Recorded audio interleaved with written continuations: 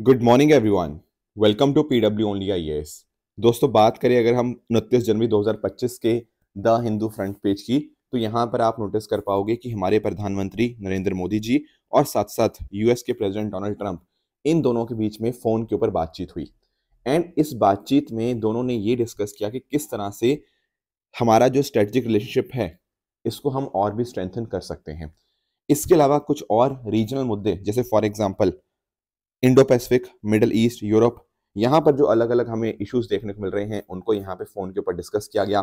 साथ ही साथ ग्लोबल पीस सिक्योरिटी के लिए कैसे मिलकर साथ में काम किया जा सकता है, these things are also discussed.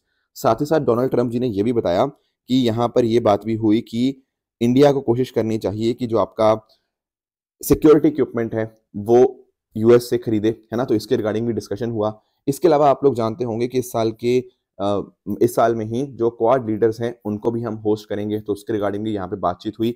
Donald Trump ने हालांकि कुछ बातें और कही। इन्होंने कहा कि हो सकता है कि जो मोदी जी हैं वो अगले महीने यानी कि फरवरी में यूएस विजिट करें, एंड इस यूएस विजिट के अंदर बहुत सारी चीजें डिस्कस करी जाएंगी कि कैसे हमारे रिलेशनशिप को हम और स्ट्रेंथन कर सकते हैं। हालांकि एक मुद्दा जो आपको और भी देखना है वो ये है कि ये बातें तो चलो बताई इन्होंने, इसके अलावा और भी इन्होंने बोला। फोन कॉल के बाद ही इन्होंने बोला कि हम फॉलो करते हैं अमेरिका फर्स्ट की पॉलिसी। अमेरिका फर्स्ट की पॉलिसी के अंदर अगर कोई भी कुछ गड़बड़ करेगा उसके अगेंस्ट हम एक्शंस लेंगे। जैसे इन्होंने नाम लिया सबसे पहले तो चाइना का। इन्होंने बोला कि चाइना क्या है, एक बहुत ही बड़ा टैरिफ मेकर है। उसी तरह से इंडिया, ब्राजील, इस तरह की कंट्रीज भी यही कर रही हैं। अगर ये कुछ भी ऐसा करेंगी तो हम उनके अगेंस्ट एक्शन लेंगे, उनके अगेंस्ट हम बहुत बड़े टैरिफ लगाएंगे। यानी एक तरफ इन्होंने ये भी बोल दिया कि भारत और यूएस के संबंध काफी अच्छे हैं और भी हम इनको बेहतर करेंगे, बट कहीं ना कहीं इंडिया को यहाँ पे फिर से इन्होंने यहाँ पे टैरिफ किंग भी एक तरह से दोबारा यहाँ पे बोल दिया है। तो यानी कि ये दोनों चीजें एक तरह से बैलेंस करने की यहाँ पे कोशिश कर रहे हैं कि इकोनॉमिक इंटरेस्ट अपने भी देख रहे हैं, eight the same time India के साथ रिश्ते बेहतर करने की भी यहाँ पे पूरी तरह से कोशिश है। दोस्तों, डेट है आज की 29 जनवरी 2025 एंड आप सभी का स्वागत है आज के प्रीलिम बूस्टर न्यूज डिस्कशन में। स्टार्ट करते हैं अपने पहले टॉपिक के साथ। दोस्तों, आप लोगों को ना वेटलैंड्स के बारे में तो पता ही है ना। कुछ दिन पहले भी मैंने आप लोगों के साथ वेटलैंड के ऊपर चर्चा करी थी। एंड आप लोग जानते होंगे जब भी वेटलैंड दिमाग में आता है सबसे पहली चीज दिमाग में क्या आती है सर? Ramsar convention. हुआ क्या था 1971 के अंदर, जो ईरान की सिटी है रामसर, वहां पर एक ट्रीटी यहाँ पर साइन करी जाती है एंड ये ट्रीटी फोर्स में आती है 1975 से। एंड आप जानते होंगे इसके माध्यम से जो अलग अलग वेटलैंड साइट्स हैं उनको रामसर का दर्जा दिया जाता है। एंड अकॉर्डिंगली आप नोटिस कर पाओगे इस तरह दुनिया भर में 172 मेंबर कंट्रीज हैं एंड इंडिया के अंदर आपको टोटल 85 रामसर साइट्स देखने को मिल जाती हैं, जिसमें सबसे ज्यादा कहां पर है 2000 इन तमिलनाडु, टोटल 18 साइट्स। दूसरे नंबर पर यूपी आपको 10 साइट्स के साथ देखने को मिल जाएगा। अब ये जो रामसर कन्वेंशन है इसमें बात तो यही होती है कि हमें वेटलैंड्स का क्या यूज करना है, हमें वाइज यूज करना है वेटलैंड्स का। ऐसा नहीं है कि यूज ही नहीं करना, बात नहीं, आपको उसका सस्टेनेबल इस्तेमाल करना है। तो साथ ही साथ अगर हम बात करें ट्रांस बाउंड्री वेटलैंड्स हो गया, शेयर्ड वेटलैंड सिस्टम, इनके लिए साथ में मिलकर काम करें, इंटरनेशनली काम करें, ये यहाँ पर फोकस रहता है।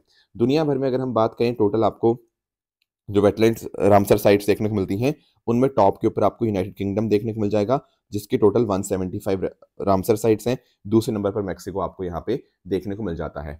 इसके अलावा आप लोग मॉन्ट्रियल रिकॉर्ड के बारे में भी जानते होंगे। ये वो वेटलैंड साइट्स होती हैं जहां पर या तो इकोलॉजिकल चेंजेस अक्कर हो चुके हैं या हो रहे हैं या होने वाले हैं because of the technological developments, pollution या अदर एक्टिविटीज। तो ये रिकॉर्ड जो होता है ना, मॉन्ट्रियल रिकॉर्ड, ये भी रामसर लिस्ट का ही एक पार्ट देखने को मिल जाता है। भारत में दो ऐसी साइट्स आपको देखने को मिलेंगी, एक है कोलादा नेशनल पार्क एंड दूसरा है आपका लोकटक लेक, जो कि ये दो रामसर साइट्स आपकी ऐसी हैं जो मॉन्ट्रियल रिकॉर्ड के ऊपर है। ठीक है, तो ये बातें हमें पहले भी पता थी, we have read this so many number of times. अब यहाँ पर बात क्या आपको समझनी है, आपको समझना है वेटलैंड सिटी एक्रेडिशन प्रोग्राम के रिगार्डिंग। दोस्तों, दुनिया भर में ना क्या होती है, कुछ ऐसी शहर, कुछ ऐसे सिटीज होती हैं जो काफी अच्छा काम कर रहे हैं। सर किस चीज के रिगार्डिंग अच्छा काम? अरे भाई, रामसर साइट्स को प्रिजर्व करने के लिए, वेटलैंड कंजर्वेशन के लिए, वेटलैंड रिस्टोरेशन के लिए बहुत अच्छा काम कर रहे हैं। दरअसल में यहाँ पर आपको टोटल 6 क्राइटेरियाज देखने को मिलेंगे। इन 6 क्राइटेरियाज के अंदर एक तो पहली बात है कि उस सिटी के अंदर एक या एक से ज्यादा रामसर साइट्स होनी चाहिए। इसके साथ ही साथ वो सिटीज ही जो है वेटलैंड कंजर्वेशन के लिए कुछ अच्छा काम करे, ठीक है, वेटलैंड रिस्टोरेशन मेजर्स अपनाए, इसके अलावा लैंड यूज प्लानिंग करे, इसके साथ साथ लोगों में अवेयरनेस जनरेट करे वेटलैंड के रिगार्डिंग, एंड साथ ही साथ उसने एक लोकल कमेटी बनाई हो ताकि सारे जो मेजर्स हैं उनको कैसे इंप्लीमेंट करना है। तो अगर कोई ऐसा शहर है जो इन सारे क्राइटेरिया को मीट करती है ना, उसको हम क्या दर्जा देते हैं, वेटलैंड सिटी एक्रेडिशन प्रोग्राम के माध्यम से उसको एक तरह से इस चीज का दर्जा दिया जाता है। ये दिखाता है कि वो शहर ने बहुत बढ़िया काम किया है वेटलैंड को कंजर्व करने के लिए। अब भारत की तरफ से पहली बार ऐसा हुआ है कि 2 सिटीज को यहाँ पर क्या दिया गया है, इस लिस्ट में दर्जा दे दिया गया है। कौन सी है सर ये 2 सिटीज? एक है आपका इंदौर, दूसरा है आपका उदयपुर। ठीक है, इंदौर के अंदर आपको सिरपुर लेक देखने को मिल जाएगी जो कि एक रामसर साइट है, इसको बर्ड सेंचुरी के तौर पे भी डेवलप किया जा रहा है। उसके अलावा अगर हम बात करें आपके उदयपुर की, तो यहाँ पर तो बहुत सारे वेटलैंड, जैसे आपका पिछोला हो गया, फतेह सागर हो गया, इसके अलावा रंग सागर हो गया, स्वरूप सागर, दूध तलई।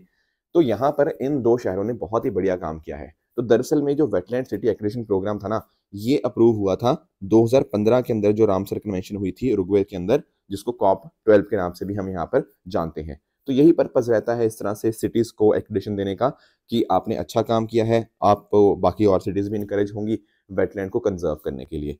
तो ध्यान में क्या रखना है? ध्यान में यही रखना है कि कौन सी 2 सिटीज भारत की तरफ से पहली बनी है, this is Indore and Udaipur. ठीक है, तो आपको ये बात का क्राइटेरिया पता होना चाहिए। एक आखिरी चीज और, टोटल दुनिया भर में आज के समय 74 ऐसी वेटलैंड सिटीज आपको देखने को मिल जाएंगी। राइट, सबसे ज्यादा आपको चाइना में देखने को मिलती है, 22 ऐसी सिटीज हैं। दूसरे नंबर पे फ्रांस है। एक बार किसी सिटी को इस तरह से एक्रेडिशन मिल गया तो वो 6 साल के लिए वैलिड रहेगा, एंड उसके बाद फिर वापस से रिन्यू हो जा सकता है अगर वो क्राइटेरिया मीट करती रहती है। तो इंपॉर्टेंट बात क्या है, कौन सी 2 सिटीज हैं? उदयपुर एंड इंदौर। अब बात दोस्तों इंदौर की कर रहे हैं, तो हमारी जो टीम है वो इंदौर आ रही है। सर कब आ रही है? 1 फरवरी को। तो एक्चुअल में हमारा आप नोटिस कर पाओगे 1 फरवरी को दोपहर 4 बजे यहाँ पर आपका एक इवेंट होगा, सेमिनार, और साथ साथ सेंट्रल लॉन्च इवेंट है। सुमित सर हैं और बाकी जो टीम मेंबर्स हैं वो डेफिनेटली यहाँ पे आ रहे हैं। नीचे डिस्क्रिप्शन के अंदर मैंने इसके रिगार्डिंग रजिस्ट्रेशन जो लिंक है वो डाल दिया है, वहां पर जाकर आप इस सेशन के अंदर रजिस्टर कर सकते हैं। इसके अलावा दोस्तों रिपब्लिक डे के मौके के ऊपर जितने भी हमारे सारे यूपीएससी कोर्सेज हैं उन सब के ऊपर आपको अप टू 80% ऑफ देखने को मिल जाएगा। तो आप डेफिनेटली हमारे जो यूपीएससी कोर्सेज हैं उनके अंदर एनरोल कर सकते हैं। इनका लिंक भी आपको नीचे डिस्क्रिप्शन के अंदर मिल जाएगा, आप जाके कोर्सेज चेक कर सकते हैं। चलिए आगे बढ़ते हैं अगले टॉपिक पे, दैट इज लेजिम डांस के बारे में थोड़ा अंडरस्टैंड करने की कोशिश करते हैं। दोस्तों एक ना मूवी आ रही है, मूवी का नाम है छावा। ठीक है, इसके अंदर जो एक्टर है ना विक्की कौशल, उन्होंने काफी बढ़िया एक्टिंग करी है। ठीक है, अब इस मूवी के अंदर एक डांस भी इन्होंने परफॉर्म किया है। कौन सा डांस है? वो है लेजिम डांस। अब इस लेजिम डांस के रिगार्डिंग, या लेजियम डांस भी कुछ लोग इसको बोलते हैं, इसके रिगार्डिंग एक कंट्रोवर्सी हो चुकी है। एक्चुअल में ऐसा बोला जा रहा है कि जो ये डांस मूव्स हैं ये सही नहीं है, ऐसा मतलब there is a lot of controversy going on regarding it. अब मैं थोड़ा सा आपको पॉइंट बताता हूं। जो विकी कौशल है ना यहाँ पे जो एक्टर हैं, उन्होंने दरअसल में जो मराठा वॉरियर किंग है छत्रपति सांबाजी, उनका रोल यहाँ पे प्ले करा है। एंड रोल प्ले करते समय जब वो यंग होते हैं, लगभग 20 साल के एज होती है, उस समय वो ये डांस परफॉर्म करते हैं। तो काफी सारे महाराष्ट्र के जो हिस्टोरियंस हैं उनका ये मानना है कि ये प्रॉपर चीज डिपिक्ट नहीं कर पा रहे, इसीलिए यहाँ पर डिसाइड ये हुआ है कि जो लेजिम डांस का सीन है ना वो इस मूवी से हटाया जाएगा, ऐसा यहाँ पर बताया जा रहा है। तो थोड़ा कंट्रोवर्सी से दूर जाकर हम थोड़ा ये लेजिम डांस क्या होता है थोड़ा उसको अंडरस्टैंड करने की कोशिश करेंगे। यहाँ पर आप इस पिक्चर में देख रहे होंगे, ये दरअसल में ना एक लेजिम डांस होता है। इनफैक्ट ना लेजिम जो है ना, लेजिम वर्ड कहाँ से आया? ये दरअसल में ना इस पर्टिकुलर इक्विपमेंट से आया। जो लेजिम होता है ना, एक तरह का आप कह सकते हो ये एक छोटा हथौड़ा बोलते हैं, पर ये हथौड़ा है नहीं। ये थोड़ा सा उसकी शेप जरूर है ऐसे ऊपर की साइड है, पर ये हथौड़ा है नहीं। ये दरअसल में आपका थिन वुड से बना हुआ एक मटेरियल है, राइट। एंड इसमें आपको मेटल पीसेस देखने को मिल जाएंगे। तो जब इसको आप थोड़ा हिलाओगे ना तो डेफिनेटली उससे क्या आएगी सर, उससे एक बहुत ही बढ़िया सी एक रिदम के साथ एक आपको एक साउंड देखने को मिलती है। एंड इसी के साथ साथ ये इनके हाथों में आप नोटिस कर पाओगे ना, ये यही इसी को ये लेजिम का ही इस्तेमाल कर रहे हैं। ये हाथों में ना इनके सबके लेजिम ही है, यहाँ पे इसको यूज कर रहे हैं। प्लस साथ ही साथ यहाँ पे डांस भी कर रहे हैं, काफी एक रिगरस आपको ये डांस आपको देखने को मिल जाता है। तो परफॉर्मेंस आर्ट बहुत ही होता है। इसके अलावा ये 2-2 के ग्रुप्स हो सकते हैं, 4-4 के ग्रुप हो सकता है, एक सर्कल बना के कई बार करते हैं। तो इसमें कभी जंप करते हैं, कभी स्क्वाट करते हैं, कभी स्टेप करते हैं, और साथ साथ ढोल वगैरह भी इसके अंदर होता है। तो आप नोटिस कर पाओगे बहुत ही यहाँ पर रिगरस आपको एक डांस देखने को मिल जाएगा। एंड इनफैक्ट इसके इतने ज्यादा फिजिकल बेनिफिट्स होते हैं कि आजकल इसको स्कूलों वगैरह के अंदर या फिर आपकी जो फिजिकल एजुकेशन ड्रिल्स होती हैं उनके अंदर भी यहाँ पर जो लेजिम डांस है उसको यहाँ पर परफॉर्म किया जाता है। इंपॉर्टेंट बात आपको ध्यान में ये रखनी है कि सिंगिंग हो गया या विंड या कोई स्ट्रिंग इंस्ट्रूमेंट यहाँ पर इस परफॉर्मेंस का पार्ट नहीं होता।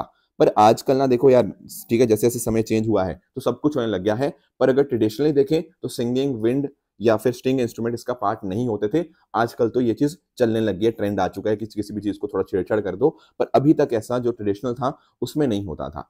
बाकी आप नोटिस कर पाओगे ये डांस कहाँ से है, महाराष्ट्र से, जैसे मैंने आपको बताया अभी, मैरिज के समय के ऊपर परफॉर्म होता है, या जैसे गणेश चतुर्थी या कुछ और कल्चरल फेस्टिवल है उस समय यहाँ पर ये डांस को परफॉर्म किया जाता है।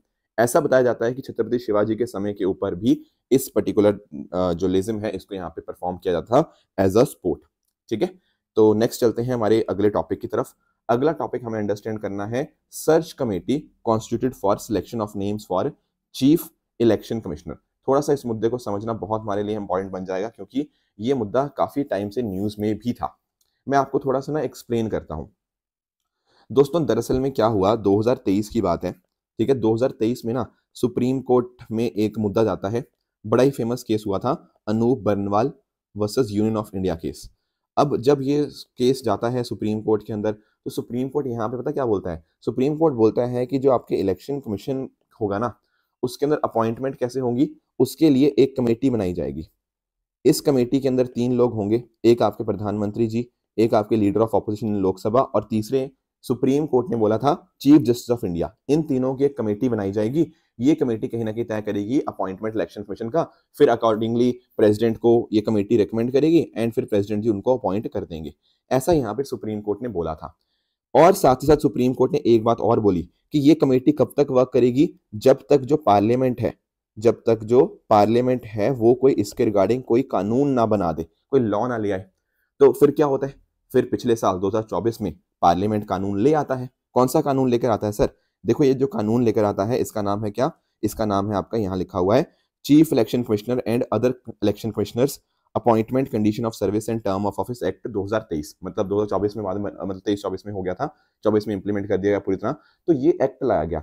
अब इसमें पता क्या किया गया, इसमें थोड़ा सा चेंज कर दिया गया। क्या चेंज करा गया, यहाँ पर देखो कमेटी तो 3 मेंबर ही है, बट उसके अंदर पता कौन है, एक तो प्रधानमंत्री जी होंगे, एक आपके लीडर ऑफ ऑपोजिशन आपके लोकसभा के, और तीसरा कौन होगा, एक कैबिनेट मिनिस्टर जिनको अपॉइंट करेंगे कौन, प्रधानमंत्री जी। तो यहाँ पर जो बेसिकली जो सुप्रीम कोर्ट ने बोला था सीजीआई, तो यहाँ पे इस एक्ट के अंदर वो चेंज कर दिया गया कि चीफ जस्टिस ऑफ इंडिया नहीं होंगे, यहाँ पर एक कैबिनेट मिनिस्टर ही होंगे जिनको प्रधानमंत्री जी बताएंगे कौन होंगे ये। तो इस तरह से थोड़ा सा कंट्रोवर्सी भी रही थी कि यहाँ तो एक प्रधानमंत्री भी हैं, कैबिनेट मिनिस्टर भी हैं, तो डेफिनेटली वो तो अपने लोगों को अपॉइंट करेंगे। ऐसा कंट्रोवर्सी पिछले साल काफी ज्यादा चलती रही थी। तो ये है आपकी सिलेक्शन कमेटी। ऐसा कहाँ लिखा गया है, आपके ये जो एक्ट था इसके अंदर यहाँ पर लिखा गया है। एट द सेम टाइम आप नोटिस करोगे ये सिलेक्शन कमेटी के पास भी तो नाम आने चाहिए, कहीं से, कहाँ से नाम आएंगे, ये कैसे डिसाइड करेंगे किसको रिकमेंड करना है प्रेसिडेंट जी को। एक्चुअल में उसके लिए ना आपके पास एक क्या बनती है, आपके पास बनती है एक सर्च कमेटी। सर्च कमेटी में भी 3 लोग हैं। सर्च कमेटी में है एक लॉ मिनिस्टर और 2 सेक्रेटरी। अब ये पता क्या करेंगे, ये दुनिया भर से खोजेंगे कि यार कौन बंदा है जो इलेक्शन कमिश्नर बन सकता है या चीफ इलेक्शन कमिश्नर बन सकता है, तो ये ढूंढेंगे ऐसे बंदे। ऐसा बंदा इन कुछ मतलब कुछ एक सेट बनाएंगे, मान लो 5 लोगों का एक सेट बना दिया कि ये 5 लोग अच्छे लग रहे हैं, इनका ट्रैक रिकॉर्ड भी बहुत अच्छा है, तो इनको बनाया जा सकता है, आप देख लीजिए। फिर ये जो 5 नाम होंगे ना ये जाएंगे किसके पास, ये जो आपकी मैंने बताया ना सिलेक्शन कमेटी, इसके पास जाएंगे। फिर अकॉर्डिंगली ये 5 नामों के ऊपर चर्चा करेंगे एंड अकॉर्डिंगली अपना फैसला वो प्रेसिडेंट जी को बता देंगे, ठीक है, एंड प्रेसिडेंट जी फिर उनको अपॉइंट कर देंगे। ये पूरा प्रोसेस वर्क करता है। पर कुछ एक चेंजेस और भी करे गए हैं इस एक्ट के अंदर, वो क्या है, देखो यहाँ पर ना एग्जेम्पशन भी है सिलेक्शन कमेटी को। मतलब अगर मान लो सिलेक्शन कमेटी को लगता है नहीं यार ये सर्च कमेटी ने जो नाम दिए थे ना इसके अलावा भी हम कोई नाम कंसिडर करना चाहते हैं, तो भाई वो भी कंसिडर किए जा सकते हैं। तो आउटसाइड द सर्च कमेटी ने जो पैनल बनाया था उसके बाहर से भी किसी बंदे को अपॉइंट किया जा सकता है आपका इलेक्शन कमीशन के अंदर। और क्या चेंजेस आए इस एक्ट के माध्यम से, देखो पहले क्या होता था ना, पहले आपके जो इलेक्शन कमिश्नर और चीफ इलेक्शन कमिश्नर से इनकी जो सैलरी थी वो सुप्रीम कोर्ट जज के बराबर थी। बट यहां पर क्या कर दिया गया इस एक्ट के माध्यम से, इनकी जो सैलरी थी वो कैबिनेट सेक्रेटरी की यहाँ पे बराबर कर दी गई। तो ये कुछ बातें थी। तो अब क्या हो रहा है, पहले पता क्या होता था, पहले ऐसा होता था कि मान लो कोई इलेक्शन कमिश्नर है वो ही आगे जाके चीफ इलेक्शन कमिश्नर बन जाता था सीनियरिटी के बेसिस के ऊपर। पर जब से ये एक्ट आया है अब हमने बोला है कि हमारी मर्जी है हम किसको बनाएंगे इलेक्शन कमिश्नर या चीफ इलेक्शन कमिश्नर। तो जरूरी नहीं है कि सीनियरिटी बेसिस के ऊपर अपने आप वो सीईसी बन जाएगा, नहीं। अगर ये कमेटी चाहे तो किसी और XYZ पर्सन को जो कि बाहर से हो इलेक्शन कमीशन के उसको भी यहाँ पर चीफ इलेक्शन कमिश्नर बनाया जा सकता है। तो ये कुछ यहाँ पे बदलाव अभी किए गए हैं।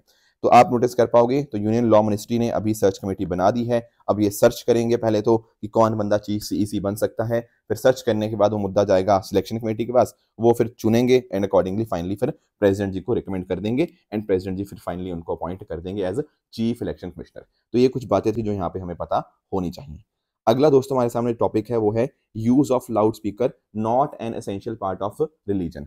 अभी क्या हुआ है, जो बॉम्बे हाई कोर्ट है ना, उसने यहाँ पर महाराष्ट्र गवर्नमेंट को बोला है कि ऐसा मैकेनिज्म बनाओ आप कि ना लाउड स्पीकर के अंदर जो डेसिबल लेवल होते हैं वो अपने आप कंट्रोल में रहें। एक्चुअल में आपको ना थोड़ा सा मैं आपको एक्सप्लेन करता हूँ। जब हम बात करते हैं ना तो कुछ कुछ एरियाज के अपने अपने कोड होते हैं। जैसे लेट अस से अगर मान लो इंडस्ट्रियल एरिया है, इंडस्ट्रियल एरिया में जो डेसिबल लेवल होगा ना नॉइस का, वो आप नोटिस कर पाओगे डे टाइम में वो 75 डेसिबल हो सकता है, नाइट टाइम में 70 डेसिबल होगा।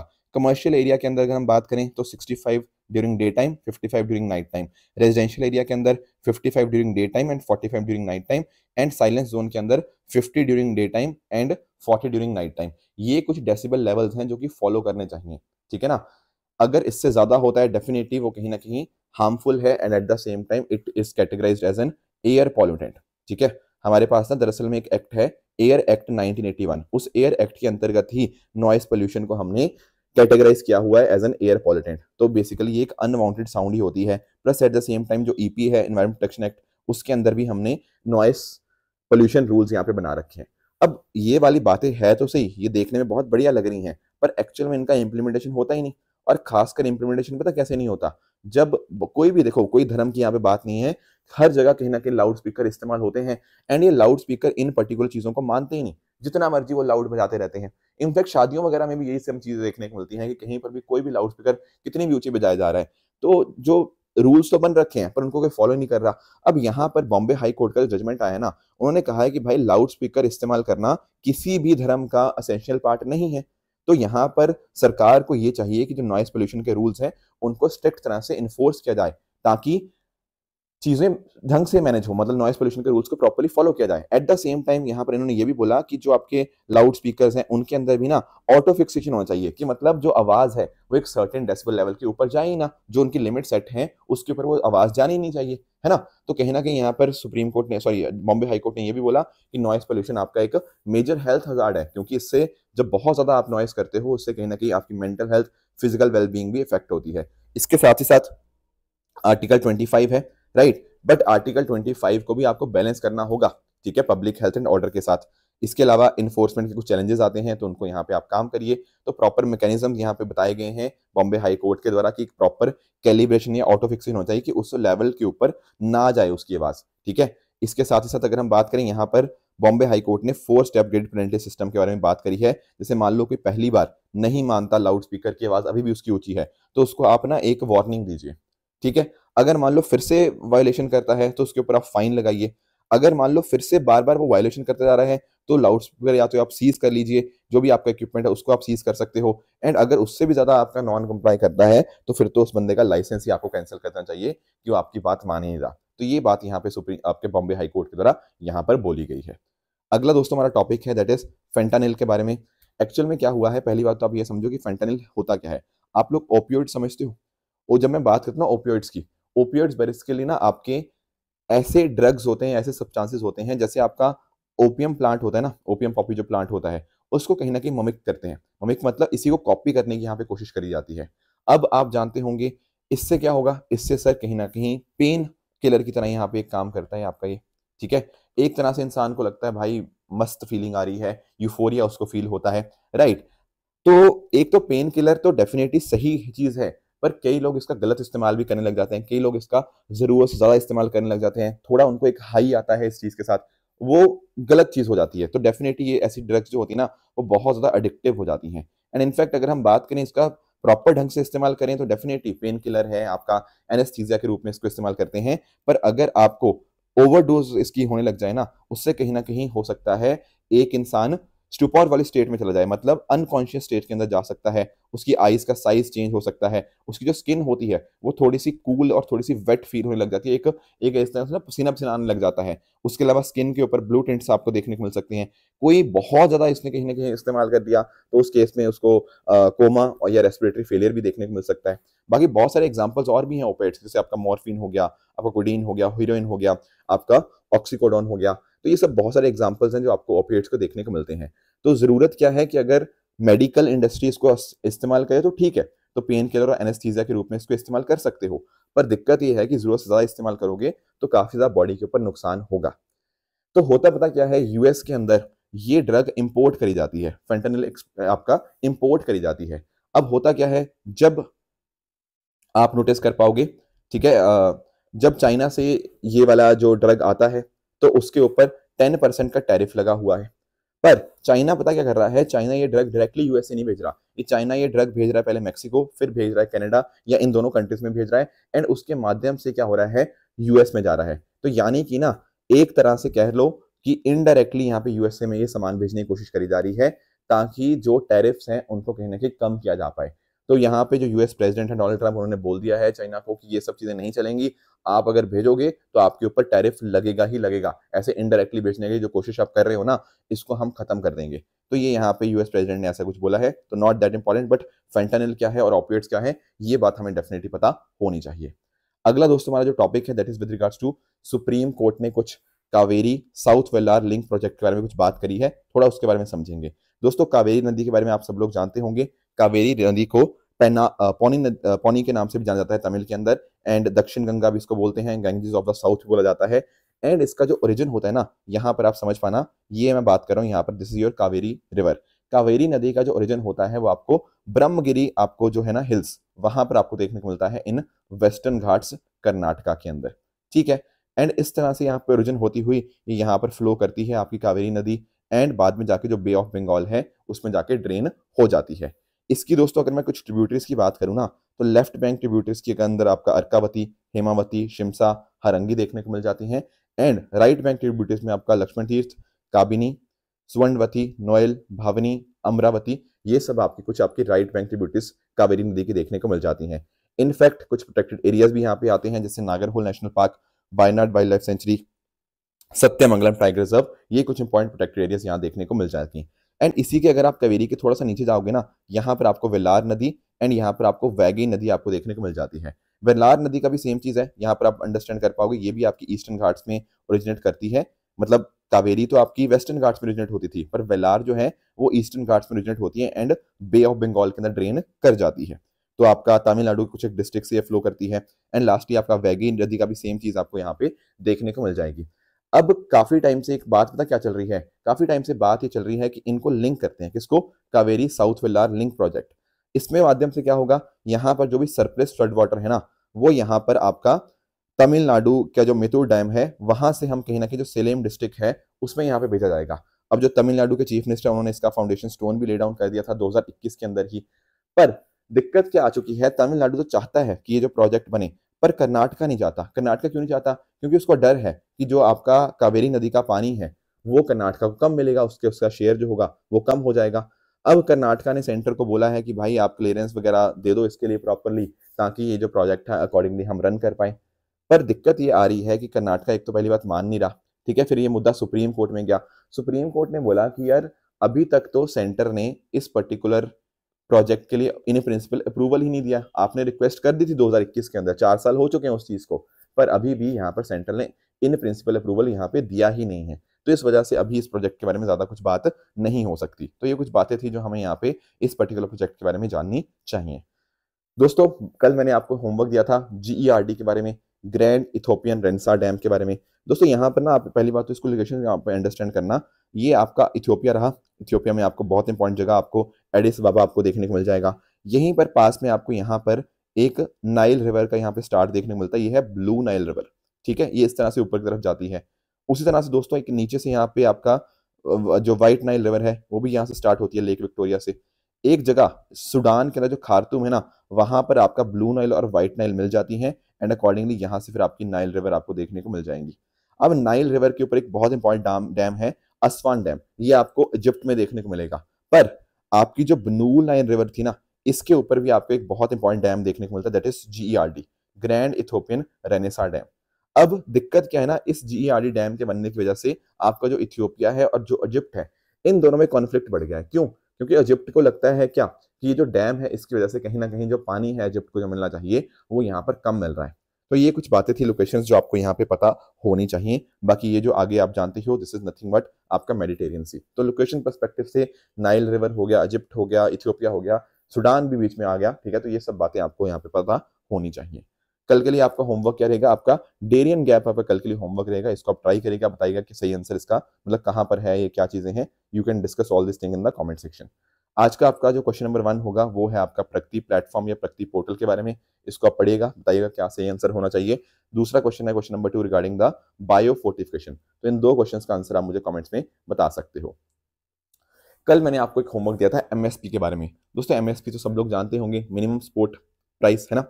अब होता क्या है, बिफोर द सोइंग सीजन आपका जो सरकार है वो एमएसपी को अनाउंस करती है। आपकी 22 क्रॉप्स हैं और आपका जो आपका बाकी आपका शुगर केन आ गया, उसके लिए एफआरपी हो गया। तो इस तरह से आपका एमएसपी अनाउंस होता है, बिल्कुल ठीक बात है। अब ये कौन अनाउंस करता है दोस्तों, होता पता क्या है, जो आपका सीएसीपी है, commission of for agriculture cost and prices. दरअसल में ये काम करता है रिकमेंड करने का कि कितना एमएसपी होना चाहिए, बट फाइनल जो अप्रूवल होता है वो CCEA that is cabinet committee on economic affair, वो यहाँ पर फाइनल अप्रूवल देती है एमएसपी के रिगार्डिंग।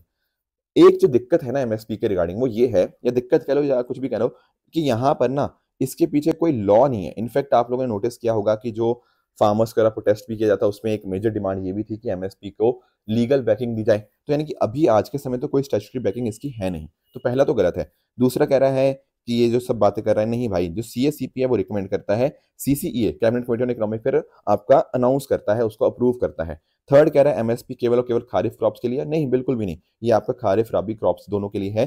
तो तीनों के तीनों स्टेटमेंट यहाँ पे इनकरेक्ट है, ऑल 3 आर इनकरेक्ट। इनफैक्ट अगर आप लिस्ट देखना चाहते हो तो 14 आपको खारिफ क्रॉप्स देखने को मिल जाएंगी, 6 आपको राबी क्रॉप्स हैं, 2 कमर्शियल क्रॉप्स आपको कोपरा जूट देखने को मिल जाएंगी। उसके अलावा जैसे तोरिया हो गया, आपका डी हस्ट कोकोनट हो गया, इनका एमएसपी भी आपका इन चीजों के ऊपर यहाँ पे फिक्स किया जाता है। तो ये कुछ बातें थी जो आपको एमएसपी के बारे में जाननी चाहिए। दूसरा मैंने आपको होमवर्क दिया था विंडफॉल टैक्स के बारे में। दोस्तों पहली बात तो विंडफॉल टैक्स न्यूज में पता क्यों है, क्योंकि आपका जैसे डोमेस्टिकली प्रोड्यूस्ड आपका क्रूड ऑयल है, राइट, या फिर आपका जो जेट फ्यूल हो गया, डीजल हो गया, पेट्रोल हो गया, पहले क्या होता था, इनके ऊपर विंडफॉल गेन टैक्स लगता था। अब सरकार ने क्या किया है, इसके ऊपर विंडफॉल गेन टैक्स को हटा दिया है। पर आपके दिमाग में आएगा सर ये विंडफॉल टैक्स है क्या। दोस्तों एक जो वर्ड होता है ना विंडफॉल, जब भी आप इस वर्ड को सुनो विंडफॉल, इसका मतलब होता है आपका अनएक्सपेक्टेड। मतलब आपको कोई अनएक्सपेक्टेड प्रॉफिट हुआ ना, that is your windfall gain. मतलब आपने सोचा नहीं था, बट आपका कुछ प्रॉफिट बहुत ज्यादा हो गया।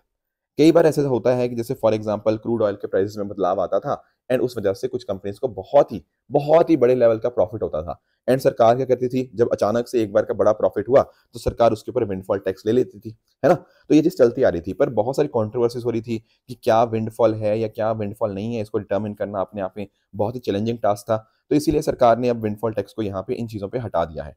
तो विंडफॉल टैक्स था क्या, एक ऐसा टैक्स जो कि सरकार लेती थी उन इंडस्ट्रीज के ऊपर जहां पर अबव एवरेज प्रॉफिट उनको एक्सपीरियंस होते थे। जो मैंने बोला ना अनएक्सपेक्टेड प्रॉफिट, या फिर जो अबव एवरेज जो प्रॉफिट था अगर उनको होता था, तो उसके ऊपर सरकार जो टैक्स देती थी, दैट इज विंडफॉल टैक्स। दूसरा कह रहा है इसका पर्पस ये था कि क्योंकि आपका बहुत ज्यादा प्रॉफिट हो चुका है, तो कहीं ना कहीं आपका जो प्रॉफिट होगा उसको हम ऑल अलग अलग पर्पसेस के लिए, वेलफेयर स्कीम्स के लिए इस्तेमाल कर पाएंगे, उसको रीडिस्ट्रीब्यूट कर पाएंगे। ये बात बिल्कुल करेक्ट है। तो दोनों स्टेटमेंट यहाँ पे बिल्कुल सही थी। तो option number C, both 1 and 2 are correct.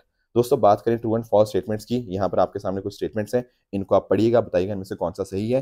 And जो कल होमवर्क दिया था पद्मा अवार्ड के बारे में, यहाँ पर कह रहा है कि अवार्ड को आप सफिक्स या प्रीफिक्स का इस्तेमाल कर सकते हो। नहीं, देखो अवार्ड जो होता है ना एक टाइटल की तरह नहीं होता, तो इसलिए ये स्टेटमेंट आपकी इनकरेक्ट बन जाएगी। दूसरा कह रहा है जो चिनार ट्री है, बिल्कुल ये आपका जम्मू की जो चिनाब वैली है, पीर पंजाल वैली है, वहां पर ग्रो होता है, दैट इज करेक्ट।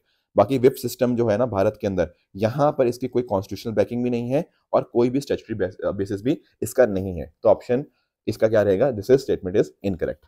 दोस्तों ये थी आज की डिस्कशन। इस तरह से आप सब लोग भी अपने एंड पे हार्डवर्क करते रहिए। Thank you so much for joining, all the very best.